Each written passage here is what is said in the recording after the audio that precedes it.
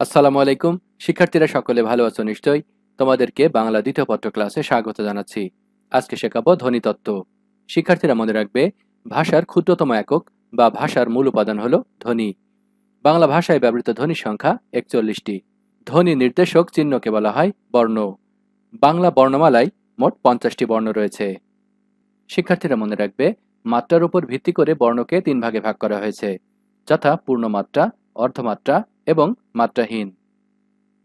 শিক্ষার্থীরা, আমরা দাঁতের সাথে তুলনা করে এই পূর্ণমাত্রা এবং অর্ধমাত্রার বর্ণগুলোকে খুব সহজেই মনে রাখতে পারি। মাত্রা মানে হলো দাঁত, পূর্ণ মানে হলো সবগুলা, তাই পূর্ণমাত্রা মানে হলো সবগুলা দাঁত। বলতো, মানুষের দাঁত কয়টা থাকে? 32টা। কোথায় পেলাম? এক থাপ্পড়ে 32টি দাঁত ফেলে দেব, তাই পূর্ণমাত্রার বর্ণ হলো 32টি। এবারে মানুষ যদি থাপ্পড় মেরেই বসে, তাহলে এক পাশে মারবে, আর এক পাশে যদি মারে তাহলে দাঁত পড়ার কথা অর্ধেক, অর্থাৎ 16টি। কিন্তু নিচের দাঁতগুলো পড়বে না। কেন? কারণ নিচের দাঁতগুলো একটু ভেতরের দিকে ঢুকানো থাকে, তাই দাঁত পড়বে 8টি। কাজেই অর্ধমাত্রার বর্ণ হলো 8টি। এবারে আমরা যদি 50 থেকে 32 এবং 8কে বাদ দেই, তাহলে খুব সহজেই আমরা 10টি বর্ণ পেয়ে যাব। তাই মাত্রাহীন বর্ণের সংখ্যা হলো 10টি। শিক্ষার্থীরা মনে রাখবে, মৌলিক স্বরধ্বনির সংখ্যা 7টি। বাংলা ভাষায় যৌগিক স্বরধ্বনি বা সন্ধিস্বর বা সান্ধ্যক্ষর বা দ্বিস্বরের সংখ্যা 25টি। বাংলা ভাষায় যৌগিক স্বরজ্ঞাপক বর্ণের সংখ্যা 2টি, যথা ঐ এবং ঔ। উচ্চারণের হ্রাসবৃদ্ধি অনুসারে স্বরবর্ণকে ভাগ করা হয়েছে 2 ভাগে, যথা দীর্ঘস্বর ও রস্বর। দীর্ঘস্বর 7টি, রস্বর 4টি। শিক্ষার্থীরা বলতো, স্পর্শ মানে কি? স্পর্শ মানে হলো হালকা করে ধরা বা কম করে ধরা, তাই স্পর্শ বর্ণ হলো ক থেকে ম পর্যন্ত, মোট 25টি। উচ্চারণ স্থান অনুযায়ী এগুলোকে ভাগ করা হয়েছে 5 ভাগে, যথা ক বর্গ, চ বর্গ, ট বর্গ, ত বর্গ এবং প বর্গ। প্রত্যেকটি বর্গের প্রথম বর্ণ অনুসারে বর্গের নামকরণ করা হয়েছে। তোমরা স্পর্শ ধ্বনির উচ্চারণ স্থানগুলোকে একটি ছন্দের মাধ্যমে মনে রাখবে। ক, তা, মু, দ, ও, যথা কতা, মুদা, ও। আমরা শিখলাম স্পর্শ মানে হলো হালকা করে ধরা বা কম করে ধরা, তাই স্পর্শ বর্ণ হলো ক থেকে ম পর্যন্ত 25টি। এরপর স্পর্শ বর্ণ এবং উষ্ম বা শীর্ষ ধ্বনির মাঝখানে কতগুলো বর্ণ রয়েছে? যেহেতু এরা মাঝে রয়েছে, তাই এদের নাম হলো অন্তস্থ বর্ণ। অন্তস্থ বর্ণ 4টি, যথা র, ব, জ, ল। শিক্ষার্থীরা, তোমরা একটি ছন্দ মনে রাখবে, অন্তে রবে জল। উষ্ম বা শীর্ষ ধ্বনি হলো 4টি। তোমরা একটি ছন্দ মনে রাখবে, স, হ, অর্থাৎ সবগুলো স সেই সাথে হ। এরপরে রয়েছে তাড়নাজাত ধ্বনি 2টি। তাড়না শব্দটির ভেতরেই এই ধ্বনিটি রয়েছে, যথা ডয়বিন্দু র এবং সেই সাথে ঢয়বিন্দু র। এরপরে রয়েছে কম্পনজাত ধ্বনি 1টি, যথা র। এরপরে রয়েছে পার্শ্বিক ধ্বনি 1টি, ল। এরপরে রয়েছে পরাশ্রয়ী বর্ণ 3টি, অনস্বর, বিসর্গ, চন্দ্রবিন্দু। এরপরে রয়েছে অনুনাসিক বা নাসিক্য ধ্বনি 5টি, যথা উঙ, ইঙ, মূর্ধন্য, দন্তন্য, ম। এ ধ্বনিগুলো অন্য বর্ণকে নাকে উচ্চারণ করায়, তাই এদের নাম হলো অনুনাসিক বা নাসিক্য ধ্বনি। শিক্ষার্থীরা বলতো, টাকা পয়সা কাদের বেশি থাকে? যারা ঘুষ খায় তাদের, নাকি যারা ঘুষ খায় না তাদের? অবশ্যই যারা ঘুষ খায় তাদের টাকা পয়সা বেশি থাকে। বর্ণের ক্ষেত্রেও ঠিক তাই। ঘুষ বর্ণের সংখ্যা বেশি, অর্থাৎ বর্গের তৃতীয়, চতুর্থ এবং পঞ্চম বর্ণ হলো ঘুষ বর্ণ। তাহলে বর্গের প্রথম এবং দ্বিতীয় বর্ণ হলো অঘুষ বর্ণ। এবারে বলতো, নৈতিকতার দিক দিয়ে কারা এগিয়ে থাকবে? যারা ঘুষ খায় তারা, নাকি যারা ঘুষ খায় না তারা? যারা ঘুষ খায় না তাদের টাকা পয়সা কম হতে পারে, কিন্তু নৈতিকতার প্রশ্নে তারা অবশ্যই এগিয়ে থাকবে। তাই মনে রাখবে, অঘুষ বর্ণগুলো সামনে থাকবে এবং ঘুষ বর্ণগুলো পেছনে থাকবে। শিক্ষার্থীরা বলতো, মহানবীর ব্যাসবাক্য কি? মহান যে নবী। তাহলে মহা কথাটি এসছে মহান কথাটি থেকে। আমাদের সামাজিক, রাজনৈতিক বা ধর্মীয় ক্ষেত্রে যেসব মহান ব্যক্তিরা রয়েছেন, তারা খুব অল্প বয়সেই জোড়া হয়ে গিয়েছেন, অর্থাৎ বিয়ে করেছেন। বাঙালি জাতির পিতা বঙ্গবন্ধু শেখ মুজিবুর রহমান বিয়ে করেছেন মাত্র 18 বছর বয়সে। শেষ নবী হযরত মুহাম্মদ সাল্লাল্লাহু আলাইহি সাল্লাম বিয়ে করেছেন 25 বছর বয়সে। কাজেই মহান হতে হলে জোড়া হতে হবে। তাই আমরা খুব সহজে মনে রাখতে পারি, বর্গের জোড় বর্ণগুলো হলো মহাপ্রাণ বর্ণ। এবারে শেখাবো ধ্বনির পরিবর্তন। শুরুতেই স্বরধ্বনির পরিবর্তন। স্বরাগম। স্বরাগম মানে হলো নতুন স্বরের আগমন। শিক্ষার্থীরা মনে রাখবে, স্বরাগম হতে পারে 3 রকম: আদি স্বরাগম, মধ্য স্বরাগম, অন্ত স্বরাগম। স্বরধ্বনি যদি শব্দের শুরুতে আসে তাহলে আমরা তাকে আদি স্বরাগম বলবো। এখানে দেখো, স্কুল থেকে স্কুল, হর্ষেই স্বরধ্বনিটি স্কুলের সামনে বসেছে, তাই এটি আদি স্বরাগম। পরেরটা দেখো, গ্রাম থেকে গ্রাম।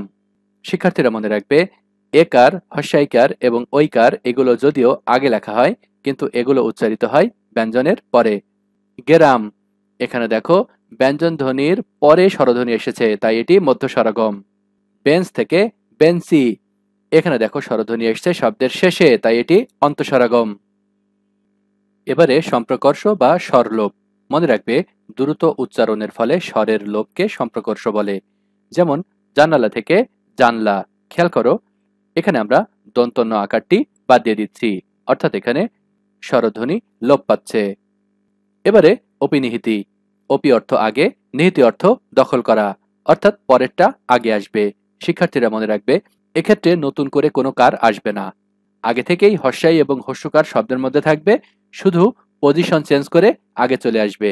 খেয়াল করো, আজি থেকে আইজ। আজি, এখানে বর্গীয় জর পরে হর্ষাইকার ছিল, কিন্তু আইজ, এখানে বর্গীয় জর আগে হর্ষাইকার চলে এসছে। ঠিক একইভাবে সাধু থেকে সাউদ হয়েছে, আর সত্য থেকে শৈত্য হয়েছে।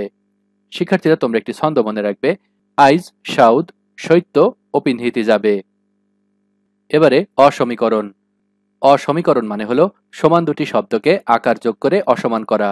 যেমন টপাটপ, ধপাধপ, টপ টপ, সমান দুটি শব্দ, এই শব্দ দুটোকে আকার যোগ করে করা হয়েছে টপাটপ। ধপ ধপ, সমান দুটি শব্দ, এই শব্দ দুটোকে আকার যোগ করে করা হয়েছে ধপাধপ। তোমরা একটি ছন্দ মনে রাখবে, ধপাধপ টপাটপ অসমীকরণ। এবারে স্বরসঙ্গতি। স্বরসঙ্গতি মানে হলো মিল। আমরা অনেক সময় বলি তার সাথে আমার সঙ্গতি নাই, মানে হলো তার সাথে আমার মিল নাই। একটি স্বরের প্রভাবে অপর স্বরের পরিবর্তনকে স্বরসঙ্গতি বলে। স্বরসঙ্গতি 3 রকম: প্রগত, পরাগত, মধ্যগত। প্রথমটির প্রভাবে দ্বিতীয়টির পরিবর্তনকে আমরা প্রগত স্বরসঙ্গতি বলবো। যেমন মোলা থেকে মূলো, আগেও ছিল মু, পরেও আছে মু, শুধু লা চেঞ্জ হয়ে গিয়েছে লো। এখানে প্রথম মু এর প্রভাবে পরের লা চেঞ্জ হয়ে লো হয়ে গিয়েছে। পরেরটা দেখো, পরাগত স্বরসঙ্গতি। দ্বিতীয়টির প্রভাবে প্রথমটির পরিবর্তনকে আমরা পরাগত স্বরসঙ্গতি বলবো।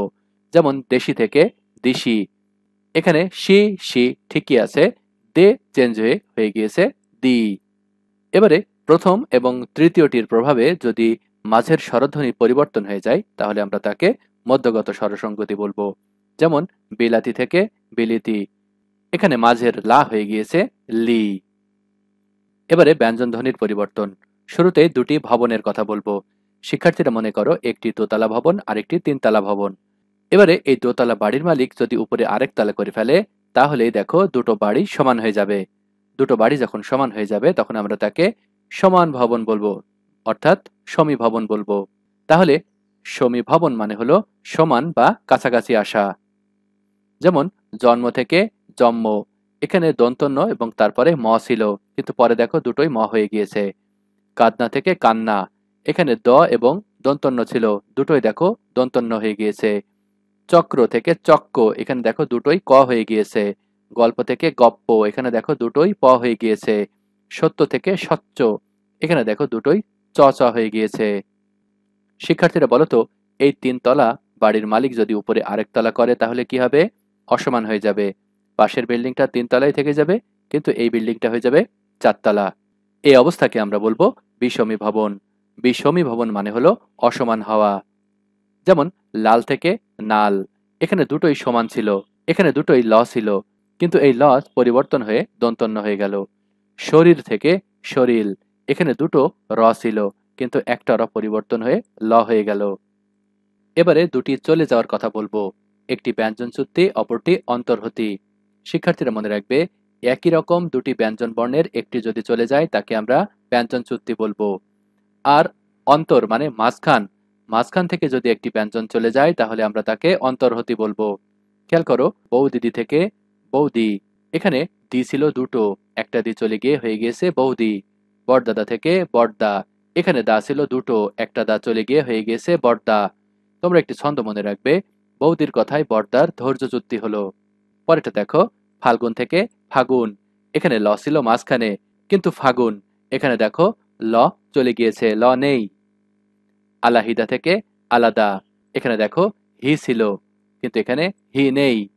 দুগ্ধ থেকে দুধ, এখানে দেখো গ ছিল, কিন্তু এখানে গ নেই। শিক্ষার্থীরা মনে রাখবে, ফাগুন মাসে আলাদা দুধ অন্তর্হতি। এবারে ধ্বনির পরিবর্তন। ধ্বনির পরিবর্তন মানে হলো জায়গার পরিবর্তন। মনে রাখবে, এক্ষেত্রে কিন্তু কোনো নতুন ব্যঞ্জন আসবে না, ব্যঞ্জন যা আছে তাই থাকবে, শুধু জায়গার পরিবর্তন হবে। দেখো, রিক্সা থেকে রিস্কা, এখানে দন্তস্ব ছিল শেষে, কিন্তু এই দন্তস্ব চলে গিয়েছে মাঝখানে। পিশাচ থেকে পিচাস, এখানে চ ছিল শেষে, এই চ চলে গিয়েছে তালবস্যর আগে। বাক্স থেকে বাস্ক, এখানে দন্তস্ব ছিল শেষে, কিন্তু এই দন্তস্ব চলে গিয়েছে কয়ের আগে। শিক্ষার্থীরা তোমরা একটি ছন্দ মনে রাখবে, ধ্বনি বিপর্যয়ে পিচাস রিস্কা থেকে বাস্ক নিয়ে ফাল দিল। এবারে ব্যঞ্জন বিকৃতি। ব্যঞ্জন বিকৃতি মানে হলো নতুন ব্যঞ্জনের আগমন। যেমন শালা থেকে হালা, এখানে তালেবস্যা বিকৃত হয়ে হ হয়ে যাচ্ছে। ধোবা থেকে ধোপা, এখানে ব বিকৃত হয়ে প হয়ে যাচ্ছে। ধাইমা থেকে দাইমা, এখানে ধ বিকৃত হয়ে দ হয়ে যাচ্ছে। পানি থেকে হানি, এখানে প বিকৃত হয়ে হ হয়ে যাচ্ছে। শিক্ষার্থীরা মনে করো, তোমরা একজন ধোপাকে কাপড় ধোয়ার জন্য দিয়েছো, কিন্তু ধোপা কাপড়ের রং বিকৃত করে ফেলেছে। এবারে তুমি ধোপার উপর ক্ষেপে আছো। একদিন দেখলে এই ধোপা তোমার দাইমার বাড়ি থেকে পানি নিচ্ছে, তাই তুমি এই ধোপাকে উদ্দেশ্য করে বলছো, হালা ধোপা, দাইমার হানি নাই, সেই সকাল থেকে বসে আছি, পাক্কা পাক্কা আম, কিচ্ছু হলো না। শিক্ষার্থীরা তোমরা নিশ্চয়ই বুঝতে পেরেছ, সকাল দ্বারা জোর দেয়া হয়েছে, পাক্কা দ্বারা জোর দেয়া হয়েছে, কিচ্ছু দ্বারা জোর দেয়া হয়েছে। কাজেই আমরা ব্যঞ্জন দ্বিত্বতা ব্যবহার করি জোর দেওয়ার জন্য। তোমরা একটি ছন্দ মনে রাখবে, কিছু পাক্কা সকাল জীবনে দুবার আসে না। অভিশ্রুতি। অভিশ্রুতি মানে হলো সাধু থেকে চলিত, যেমন করিয়া থেকে করে। আশা করি বুঝতে পেরেছ। সবাইকে ধন্যবাদ।